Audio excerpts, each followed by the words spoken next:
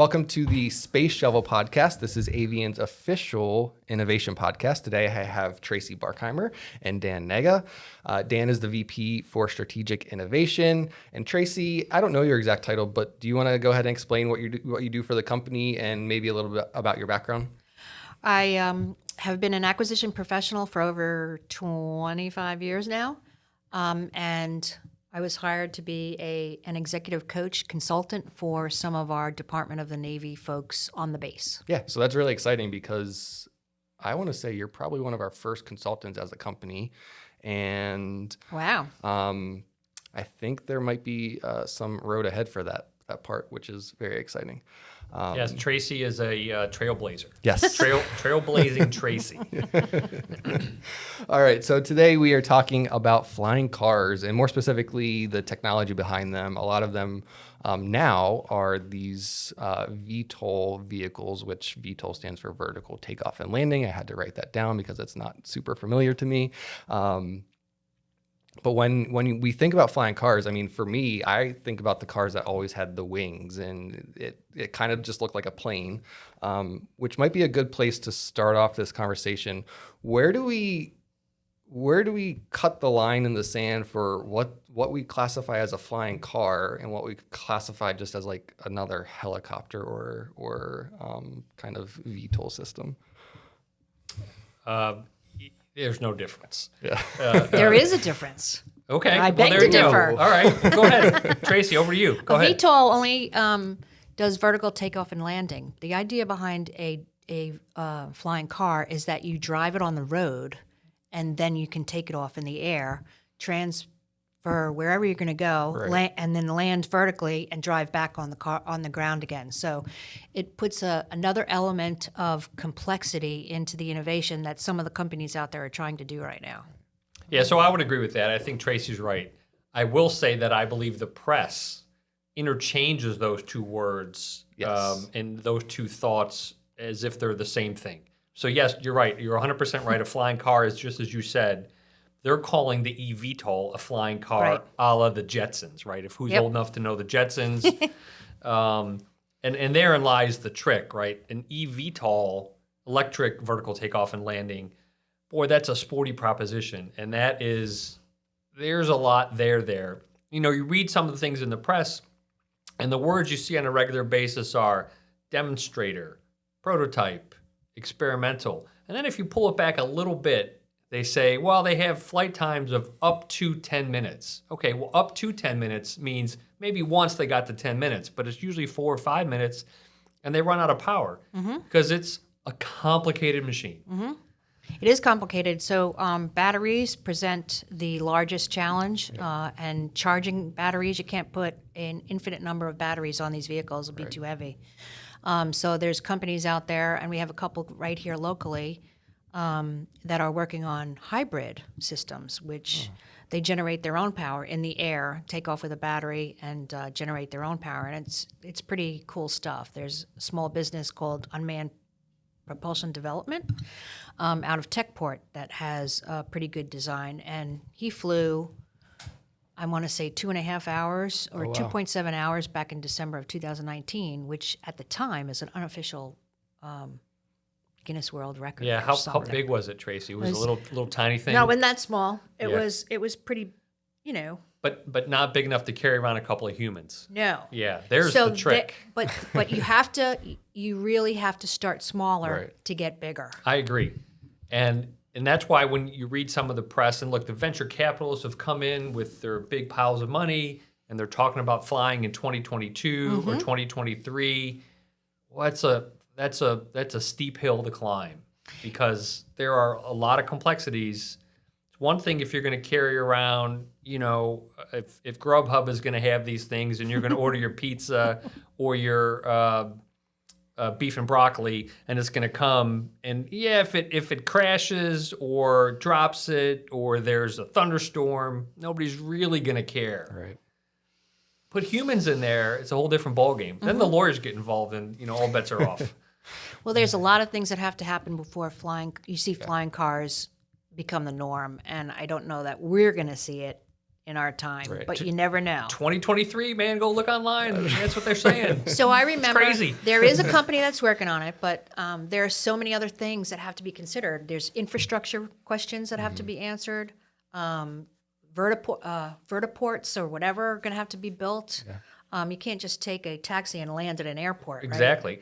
Insurance, liability. Well, then there's also the people, right? So you have the aircraft issues and you have the people issues. So are we going to, is my mother going to go learn how to fly so Right. she can drive her vehicle and fly her vehicle to the supermarket? I mean, there's lots of questions. That's You're a right. good point. Or are you going to do it autonomously, That- where you yes. get in, you punch in the address you want to go to, and it takes you there? Right. For me, hard pass on that one for a while. Well, we're not even there with cars yet. Well, that's what I was We're going to say. not. So let's pivot the question a little bit. We're almost there with cars. I mean, almost is a very relative term, but what do you think we could learn from the process of figuring out how to make fully autonomous vehicles and apply that to fully autonomous self-drive or self-flying cars?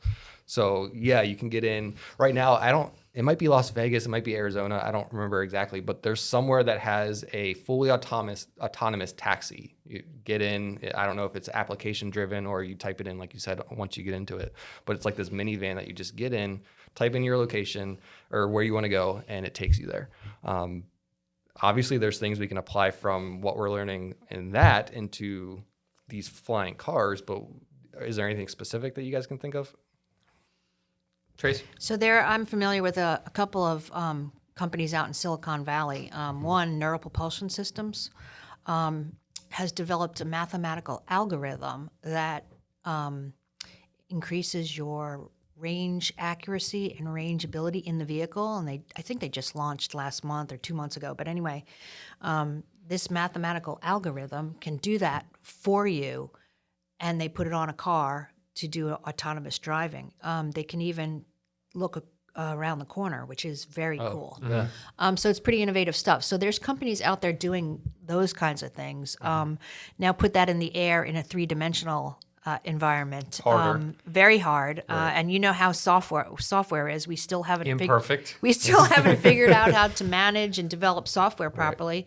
But there's a lot of companies out there investing a whole lot of money, like Toyota and a bunch of different venture capitals, as you mentioned, Yeah. that are really going to see this. Now, I will tell you that I had a family member back in the 50s and 60s who invested in helicopters because he thought it was going to be the transportation solution to the world. Right. They're going to land on top of buildings, and where has that gone? Right? Exactly. So public perception and the fear of flying is real. Yep. And they do it in New York quite a bit, but it's congested in New York. There's buildings in your way, right? So they have very narrow corridors that you have to fly around in, and flight paths, and so it's not. I just don't see it.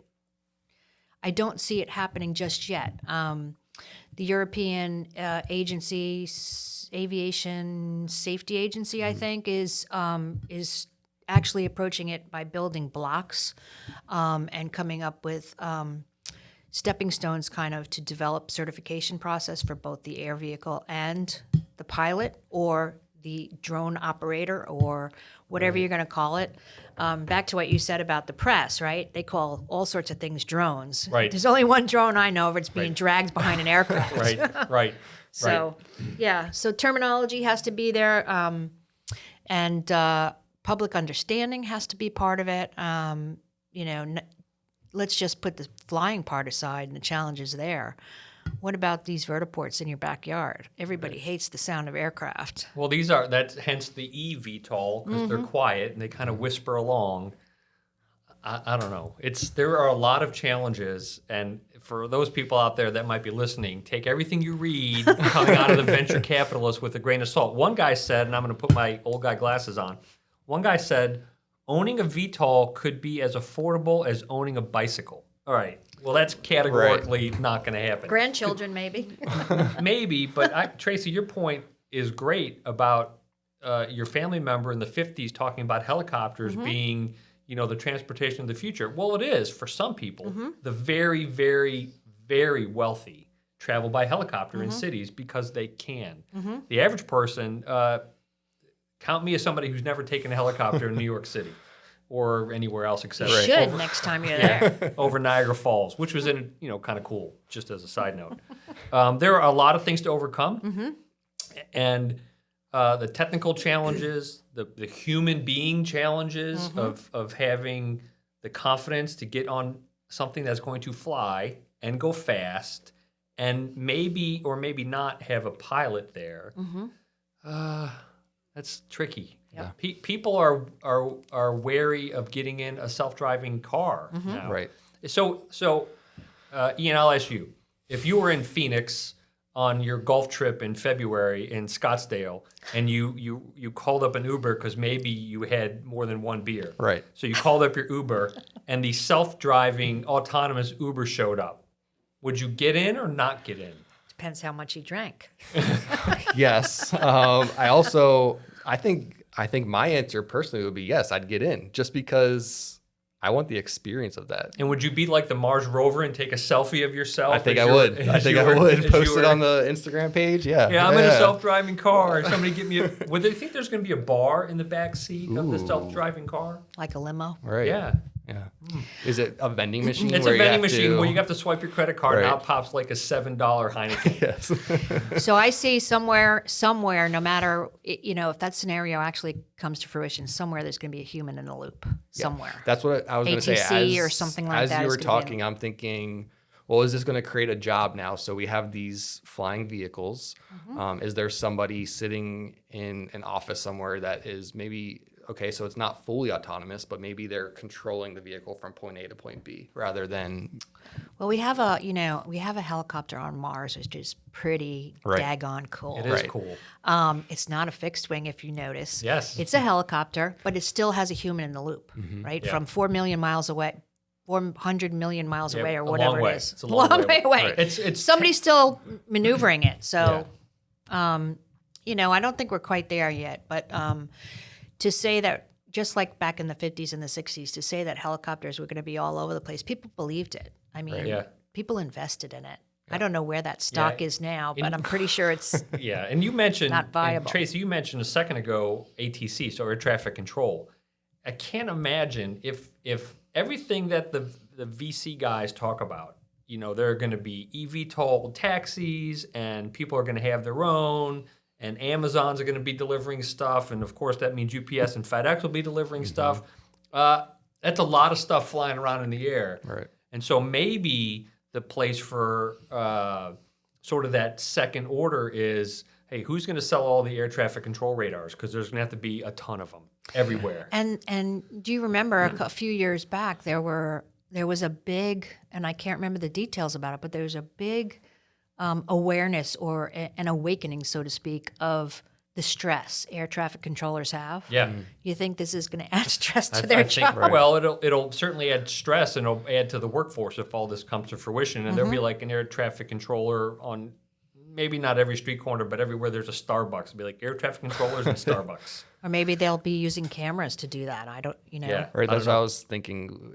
Big Brother's on its way. Is there a way? Brothers here. Is there something that we could offer that makes the life of an air traffic controller easier? Is there software that could be developed or some kind of machine learning application that Yeah, it's funny you say that, Ian. You went to software applications and machine learning. I went to portable bathrooms and cheeseburgers. But that's a Dan problem, I suppose. Because they're going to be there inundated, right? This stuff is going to be all over them. They're like, I need to go to the bathroom. Right. Hey, Space Shuttle watchers, thank you for taking the time to watch this video.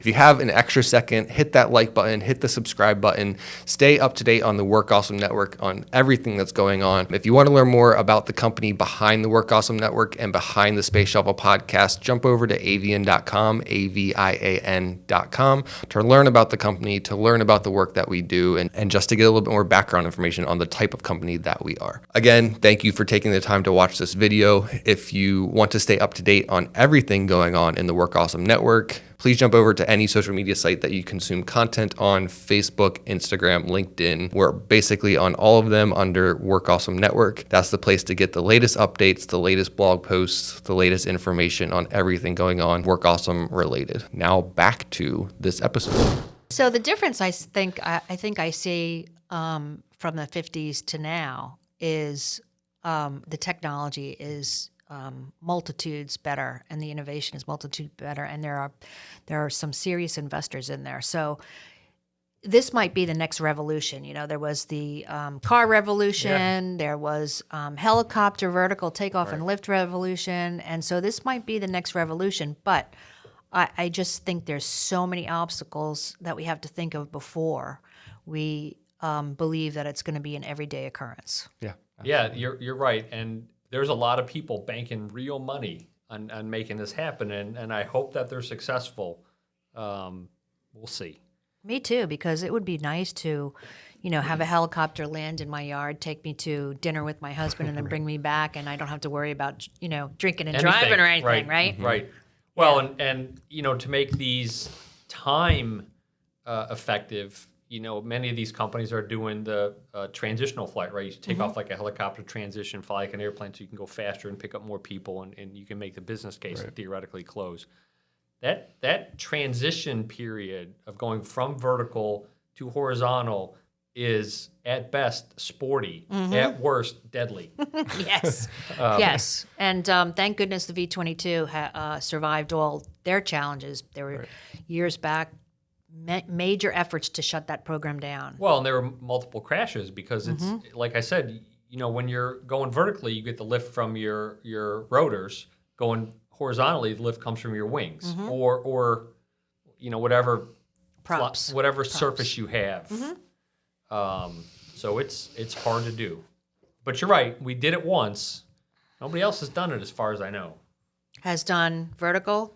Transitional flight. There are some small companies that Bell and Boeing are they actually have a smaller version of the V-22 that's commercially available. Right, but those companies have the know-how how to do it. Oh, yeah. Right. I agree with that. And I don't know that there's any others that have that, because the flight control laws are tricky.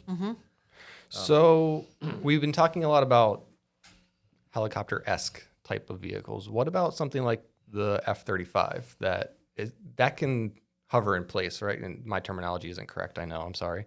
But that can kind of hover in place. Is that applicable, do you think, to maybe some future technology with flying cars? Maybe. The way the F-35B does it, though, is it takes it's shaft-driven fan and a thrust vectoring nozzle. So it takes the power from the engine, the ginormous engine that aircraft has. It engages a shaft, which drives a huge lift fan, which pushes air down through the nozzle, and then takes some of that air, pushes it forward. So it's kind of doing this, Right. and then it kind of takes off and goes that way. The weight penalty for that is huge. It's probably not 10,000 pounds, but it's probably about 6,000 or 7,000 pounds.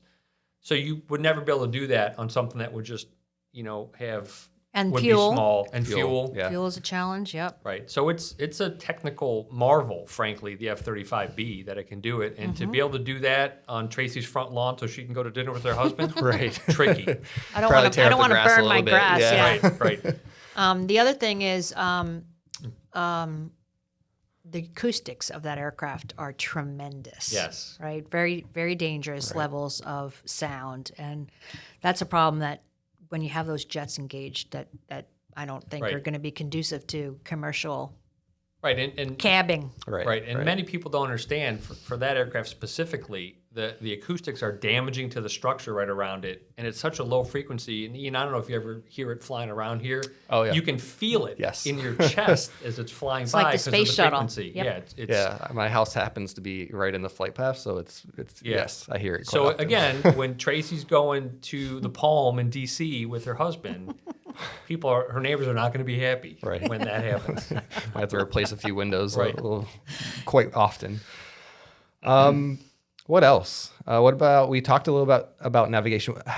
So let's talk specifically about Uber, and they have a program called Elevate, which again, based off of sort of a VTOL concept.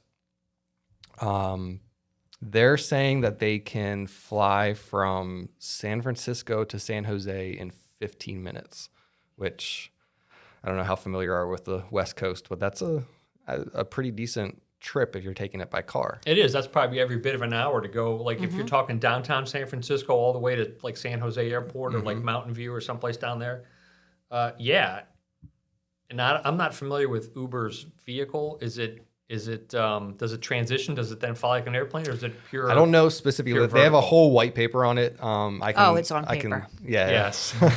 We know about PowerPoint We do it. So slideshows. PowerPoint engineering. We can Yeah. we can link that white paper for you, but it seems like there is some sort of transitional phase there. Yeah, So, and so that's hard to do. And look, in that part of the country where weather is sporty and fog rolls in, true.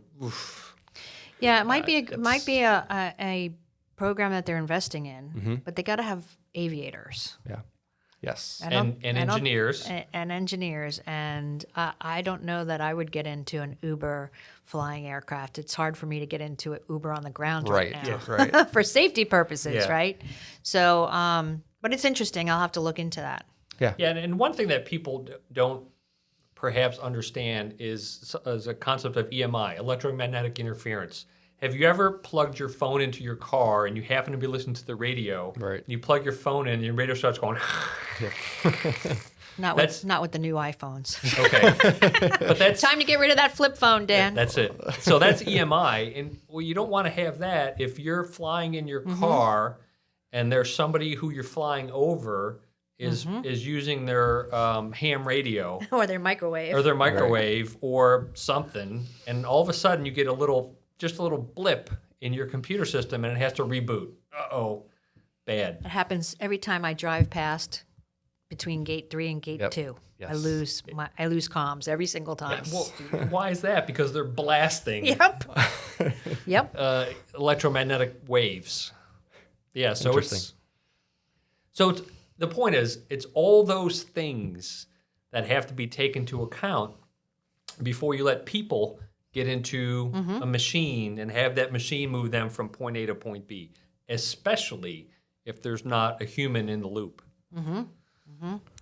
The one thing that I always worry about, and I got my undergraduate degree in electrical engineering, and I always said, God, I got a degree in something I never saw. All these electromagnetic waves running around the Earth. What is that doing to us? Well, that's a good point. That, you know what? That's Nobody's studying that's the that. next podcast, Ian. Is What is it doing to us? What's Right. it doing to our brains? Putting Yeah. the phone up. People talk about getting cancer from using their phones. Well, all this adds to that electromagnetic field running does. around the Earth, and I wonder often, what's that doing to us? Right. And now you're going to add all the air traffic control radars that are going to have to be like at every Starbucks, keeping track of all this stuff. There's another example about aviators flying off the aircraft carriers, or some of the DDGs and some of the cruisers. Some of those radars zapping you. People think Yeah. that they always have kids because of that or something. interesting. Like extra They always kids? have girl kids. I mean, Oh, okay. they always have girls. So, and cancer causing too. So Right. I think I think there's a study out going around about that now too, about some of our jet pilots having Yes. cancer. So those are like the really bad second and third order Right. effects Yeah. that we should be concerned But if you have about. radars like that, trying to track multiple vehicles in the airspace, Right. they could have the same kind of effects. Yeah, and we're not Scary. talking, I mean, say this is in full swing, we're talking it's probably going to become as common as a car. So think about how much traffic is on the road, and that's now in the airspace. It has to be like we're saying tracked, and Yeah. that's a lot. So It It is is. a lot. But I wonder if that would turn into. Boy, now we're really getting wonky. If that would turn That's what you wanted. Yes, that we're turn into like roads in the air. Like you can't fly anywhere you want. right, You have to follow a very specific corridor, like commercial airlines do now. That you can't just go wherever you want. That would just Civil aviation has corridors too. Right. So I don't know if it's the Jetsons, but there was some cartoon where there's like always floating street signs, and the flying cars would follow these floating street signs. I forget which TV show that was, but Yeah. Probably was the Jetsons. imagine that though, like having, I don't know how you would ever do it, but street signs basically just floating in the air all Well, the time. the other part of this is all this venture capital has been sort of burbling around in this stuff for 2 or 3 years. And so we've gone through this period of COVID and changing of the workforce with more work remotely. I won't say work from home, but work remotely. And so there's less traffic. And so does that then obviate the need that people saw for this? Because, look, you can get around DC now a lot better than you could 18 months ago. It's imperfect. it's creeping but back, it's better. though. It's It's creeping back. It is creeping back. It is creeping back, but it's not gridlock-like it was. So now, I don't know why that prompted what I'm thinking now, but like, what if the start of this is the big companies? So like the Facebooks, the ones that are in the game of technology. What if the start of this is them buying into this, using it to transport so you go to a Facebook shuttle spot, everyone that works on Facebook gets onto this air vehicle, and now they just shuttle you to work every day. So you're eliminating that traffic. I mean, to me, that seems like a really real way that this could eventually get started. It just gave Tracy the chill. She was like, ooh. So, growing up in New York City, right? Subways do that, but there's still an awful lot of cars up there. So it's not going to be Very true. It's not going to be a solution for everybody. But there will be enough people that could be a possibility, just another mode of transportation. But again, the challenge is for a large vehicle moving around a lot of people in the air is far-fetched. Right. Yeah, they're Possible. called 737s. Exactly. But a vertical one is probably a little bit out there right now. Yeah. But Barring some major breakthrough in battery and energy storage and things of that nature.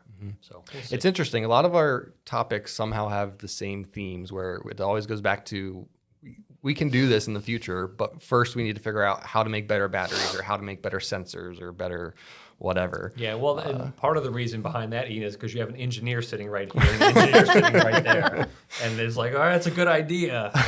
Well, one of these Tracy, That's one of okay. these eVTOL companies has been started by like a couple of business dudes from Florida. Right. Okay, well, congratulations, business dudes from Florida. What you really need are engineers to make your vehicle work. there is at least over 200 companies working on VTOL, eVTOL, and flying cars around the world, and half of them won't survive. Right. Half. I bet you $1 it's like less than 10%. Could be. But the thank God for the Jetsons, thank God for Star Trek, right? know. All those ideas Right. are coming to life. So imagination is the key to innovation. So who knows what the future holds? But the future's pretty bright, and I think we're in a better spot now than we were in the 1950s and 60s to see this take off a little bit better. Yeah, Yep. I think so. So let's wrap this up with a shameless plug for Avian. If there are any of these companies that want testing people, we happen to be really good at testing things. Right. So reach out to us. And I think this was a really good conversation. On the next episode, we're talking about hoverboards, and the conversation will be more focused on like drones, but what that could mean for the future. And if you are a fan of like Back to the Future, potentially having one of those hoverboards soon. There's a video out there. Is there? On Facebook that has a dude using a hoverboard in the streets of New York City. Interesting. He stops at the red lights. He goes like that, and it's very cool. Look it up on Facebook. That's where I saw it. We'll I was definitely like, look for oh that. my goodness, that's awesome. I'll send it to you. Okay. Yeah. We definitely, the next episode will be fun. We have a handful of drone experts coming in and talking about that with us. So definitely look out for that. Tracy, thank you for joining me and Dan today. Dan, thank you for always being here. And I will see everybody on the next episode. Thanks. Appreciate it. Thank you.